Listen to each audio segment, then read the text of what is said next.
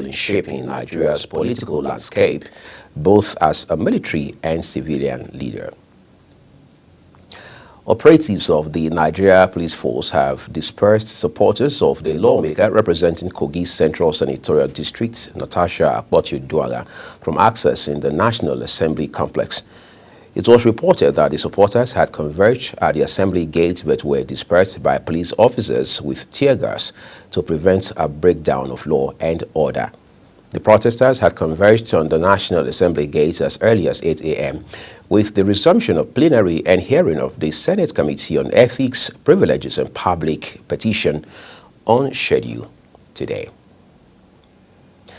Minister of Foreign Affairs Yusuf Tugar has argued that the international system, once considered a bedrock for global cooperation, is increasingly failing to meet the needs of many countries, particularly those in Africa. Ambassador Tugar spoke at the Chatham House, focusing on Nigeria's evolving foreign policy and global aspirations. He pointed out that many African nations, including Nigeria, have long experienced challenges that the current international frameworks have struggled to address. Party supporters of the All Progressives Congress, APC, in Benue State have been encouraged to remain steadfast in their resolve to stand by the present administration in the state and Nigeria at large. State Governor Hyacinth Alia made the call while inaugurating the office of the political support group Livista Support Initiative for Tinubu and Alia for 2027. Here is the report. As the 2027 general election inches closer, political support groups are pitching tents ahead of the exercise. The inauguration of the Livista Support Group for Tinubu and Alia 2027, according to Benue State Governor Hyacinth Alia, is an opportunity for them to showcase solidarity and capacity in ensuring the success of the APC ahead of the election. Represented by the Deputy Governor, Sam Ode, Alia said he is overwhelmed with the show of acceptance by the people for him to consolidate on his mandate of delivering quality leadership, calling on the group not to relent in building their membership and database. If you are a coordinator for presidential election or governorship election at this level, you are already a raw material that can be tapped. So your performance in your respective local governments will determine what will happen to you in 2027. Convener of the group, Livinus Tar, explained that the agenda is to garner support for President Bola Tinubu and Governor Hyacinth Alia across all the 23 local government areas of the state. The event also featured the inauguration of coordinators for the 23 local government areas of the state and launch of a magazine to showcase achievements. Lagos State University has called for timely justice over the death of one of its recent graduates, Adedamola Ogundode, popularly known as Hola. The university made the call in a statement issued by its Deputy Registrar and Coordinator, Center for Information and Public Relations, Oluwayemisi Thomas Onashile. Thomas Onashile said investigations by the security agencies revealed that the deceased mutilated body was purportedly found buried in the compound of a popular church in the area.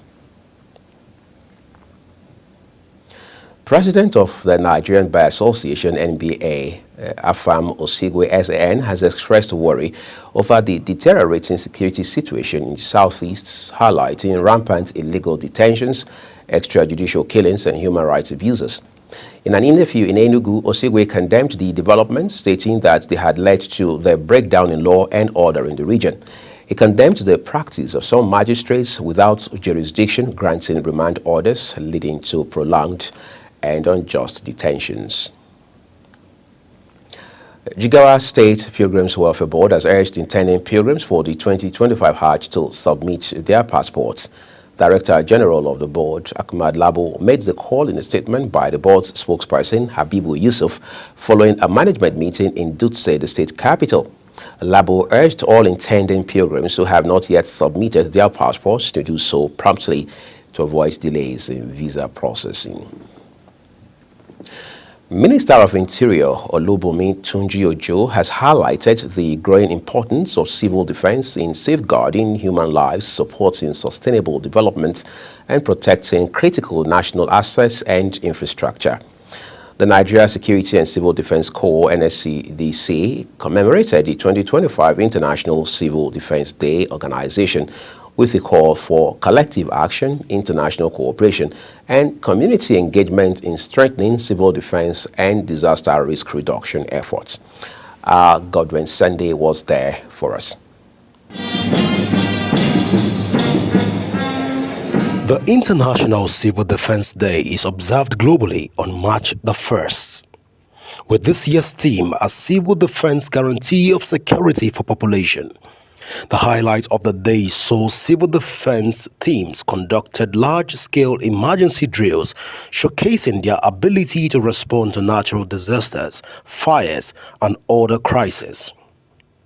The Minister of Interior, Olubunmi Tunji-Ojo, who was represented by Secretary of the Civil Defense, Correctional, Fire, and Immigration Board, Abdulmalik Jubri, emphasized the increasing frequency and severity of security threats worldwide and the need for collective action, international collaboration, cooperation, and community engagement in promoting civil defense and disaster risk management and reduction. In the recent years, the world has witnessed an increase in the frequency and severity of security threats. This trend has highlighted the importance of civil defense in protecting human lives, promoting sustainable development, and promotion of protection of critical national assets. The Commandant General of Nigerian Security and Civil Defense Corps, Ahmed Audi, highlighted the importance of collaboration among security agencies and stakeholders to create a safe world, while reiterating the commitment of the Corps in protecting critical national infrastructure and strengthening physical security measures. As civil defenders, we should be seen to be proactive rather than reactive. Hence, they need to work out modalities and develop strategies towards preventing threats and enhancing safety and security. This could be achieved by strengthening the existing security measures and engaging in risk awareness campaigns to educate the general public on measures and steps to adopt when faced or confronted by potential threats. In all this, the need for collaboration and synergy among security agencies and other critical stakeholders, including local and international bodies, becomes very, very imperative, especially by engaging in sharing of ideas, knowledge, expertise to make the world safer and more secured. The high point of the event was the presentation of checks worth over 188 million to the families of more than 20 deceased officers as part of their insurance benefit. Godwin Sunday, reporting for Global Television News. Well, thank you so very much, Godwin. The Catholic Bishop of Enugu Diocese, Most Reverend Kalistu Sonaga, has urged Nigerians to use their 2025 Lenten season to seek true repentance and shun evil. Onaga made the call in his Lenten message to Nigerians in Enugu, southeast of the country. Lent is the 40-day fasting and praying period by Christians all over the world, leading to Easter celebration. Let's return to politics now, where the All Progressives Congress APC in Benue State has promised new and old members of the party of equal opportunities in building a stronger house. State Governor Hyacinth Alia made the emphasis at a ceremony to mark the defection where thousands of defectors from political parties of all backgrounds joined the ruling APC in Lesel, Oshongo local government area of the state. Ogochukwu Mobuno has more. The All Progressive Congress hierarchy under the leadership of the Governor Hyacinth Alia arrived Lesel, headquarters of the Oshongo local government area, where supporters gathered in demonstration of their support for the party. Deputy Governor Sam Ode, who represented the governor, while addressing the crowd of supporters, reaffirmed the commitment of the present administration to continue to align with policies and programs targeted at improving the well-being of the masses. He assured both old and new members of the party of equal opportunities for the overall development and good of the state. That your own son is today a professor and is also on his way joining us in this game of politics to continue from where you stopped. We appreciate you. We are not unmindful of your contributions to the growth of democracy in this country. Majority Leader of the Benue State House of Assembly, Sata Tisa, insisted that the Oshongo people have every cause to support the governor due to his love, as demonstrated by key appointments of their sons and daughters in the present administration, as well as numerous projects being witnessed in the area. The coming of the governor here is a blessing. It's a testimony that we are working and representing them very well. And because the governor has come here, it's assurance to them that everything that is in their interest will resolve at our home. Leader of the Dekamsis, Professor Kohol, Lorem and others maintained that their decision to join the APC is due to the governor's style of leadership and promised to give their best to the party. APC Acting Chairman Dr. Benjamin Omale and the Chairman of the APC Elder Forum, Senator Barnabas Gemade, and other party stalwarts thanked the Dekampis for the bold step in joining the ruling party, urging them to team up with the governor to accelerate development in the state. Today is not just an original gathering, it's a strong and resounding statement of confidence in our great party. It is clear sign that the good people of Osongo local government area and Benue State at large are choosing progress, development, prosperity aligned with our APC party. While we pay tribute to Governor Apereko and Reverend Father Moses Adazu, we miss no words whatsoever in stating very clearly that if we did not see Reverend Father Dr. Hyson Yomamalia as Governor of Benue State, we would never have known that governors can make progress for their people. Supporters carried placards with various inscriptions demonstrating their support and solidarity for the governor and the APC. Ogochukwu Mobno reporting for Global Television News. Meanwhile, Benue State Governor Hyacinth Alia says vulnerable groups and communities are to receive more support from the state governments in the areas of capacity building and provision of incentives to boost economic activities and drive empowerment. The governor disclosed these at the Thanksgiving service in honor of the Executive Secretary of the State Emergency Management Agency, Dr. James Yopu, in Tambe Vandekia local government area. Felicity Indere now reports. The Thanksgiving service was in honor of the Executive Secretary of the State Emergency Management Agency, SEMA, Dr. James Yopu, and their son, the Executive Governor of Benue State, Hyacinth Alia, for the uncommon service being rendered to the state.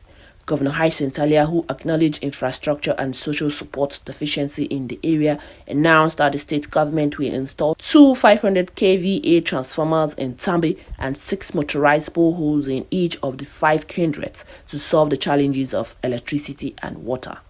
In order to provide a better future for vulnerable people, the governor donated 10 million naira to support 30 people with special needs in the area, in addition to providing them with 2 months intensive training.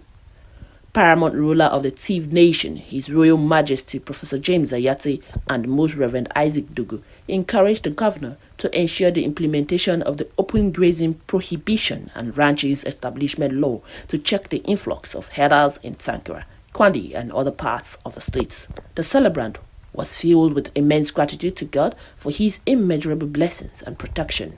Through my interaction with UN organizations, to have UN present in Benue State today.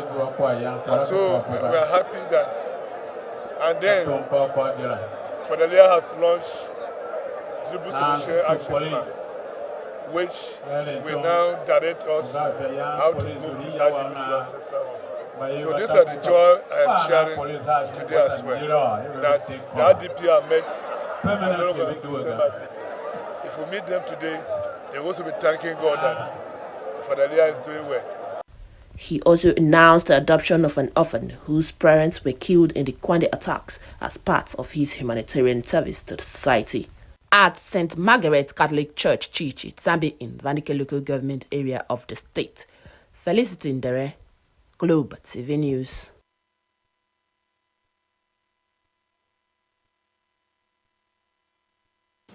Well, thank you, Felicity. The National Agency for Science and Engineering Infrastructure and the Nigerian Export Promotion Council (NEPC) have called on Nigerians to support local manufacturers by patronizing made in Nigeria goods and services, noting that a negative perception remains a major obstacle to promoting indigenous products. Speaking at the Strategic Focus Group meeting on made in Nigeria products in Abeokuta, Ogun State, Babajide Sawyer from the agency's Lagos office said the engagement aligns with its mandate to drive economic growth through increased local patronage. Sawyer said the focus group meeting brings together stakeholders, manufacturers, academia, SMEs, and industry leaders to explore ways to boost the productivity and acceptance of made in Nigeria products. This is Global Television, and you're watching the live broadcast of the Midday News with Uyi Agumafwegbe. When the rest of the news returns shortly, Nigerians lament as CBN's new ATM withdrawal charges take effect. We have those details from the world of business, as well as more stories from foreign and sports segments for you on the flip side of this break. Stay with us, everyone.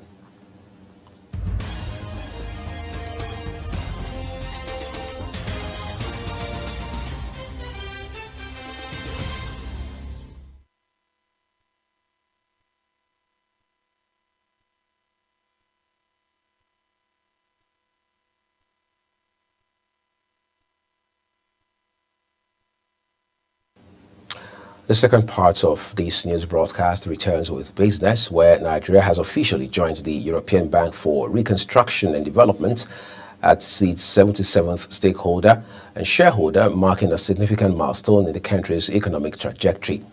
In April of last year, Nigeria had submitted its application to join the bank, which the European Bank for Reconstruction and Development's Board of Governors approved in May. This membership follows a pivotal decision made at the European Bank's 2023 annual meeting in Samarkand, where an amendment to the agreement establishing it was approved. The Nigerian Railway Corporation (NRC) has announced a comprehensive reform plan aimed at transforming the country's rail sector within the next 5 years, with a long-term vision of achieving global standards within this generation. The managing director of the corporation, Dr. Kayode Opeifa, stated this during a meeting with the Lagos Metropolitan Area Transport Authority. Opeifa said the current administration is committed to transforming the nation's rail infrastructure under its Renewed Hope agenda. Bank customers are expressing dissatisfaction as the Central Bank of Nigeria's new withdrawal charges took effect on Saturday, March 1, 2025. Under the revised fee structure, commercial banks are now charging customers 100 naira per 20,000 naira withdrawal from on-site automated teller machines (ATMs) and 600 naira for off-site ATM withdrawals. The regulatory bank issued a circular on February 10, 2025 to all banks and financial institutions announcing the review of ATM transaction fees. According to the new guidelines, withdrawals from one's own bank ATMs will remain free of charge. On the foreign scene, the Delhi High Court says a British man detained in India for 6 years without trial over a high-profile corruption case must now be released on bail. Christian James Mitchell, an arms consultant, is accused of bribing Indian officials to win a multi-million-dollar helicopter contract for British-Italian defense company Augusta Westland. He denies the charge. He was extradited to India from the United Arab Emirates in 2018 and has since been in custody in what a judge called an exceptional situation. In sports now, teenage fencing sensation Nkosi Brew has secured Nigeria's first medal at the ongoing 2025 African Junior Fencing Championships in Luanda, Angola. The grandson of the former Director General of NAFDAC, Professor Dora Akunyili, Brew recently displayed his growing talent at the Almaty Sabre FYA Junior World Cup held from February 14 to 16 before heading to Angola to clinch a medal for Nigeria. Representing the country from the diaspora, Brew delivered a stellar performance demonstrating skill, resilience, and the fighting spirit of Nigerian athletes. His achievement further cements Nigeria's rising status in international fencing. In our time for basketball, LeBron James has become the first player in NBA history to score 50,000 combined points as he helped the Los Angeles Lakers to victory over the New Orleans Pelicans. The 40-year-old American surpassed the mark early in the first quarter of his side's 136-115 win, gathering a pass from Luka Doncic and sinking a sublime 25-foot three-pointer. James, the leading scorer in the competition's history, finished the match on 34 points to take his career total to 60,149, which is 6,000 clear of second place Kareem Abdul-Jabbar. Clearly historic now, isn't it? That's your midday news here on Global Television. A quick reminder that Global TV is on DSTV channel 365, Star Times 276, and free to air on Nightcomsat. Kindly follow us across all social media platforms now showing on your screen using @Global TV NG. You can download the Global TV Nigeria mobile app for Android and iOS devices to keep track of our broadcasts. I'm Uyag Mofwebe, saying a big thank you to you for watching. We will see you soon.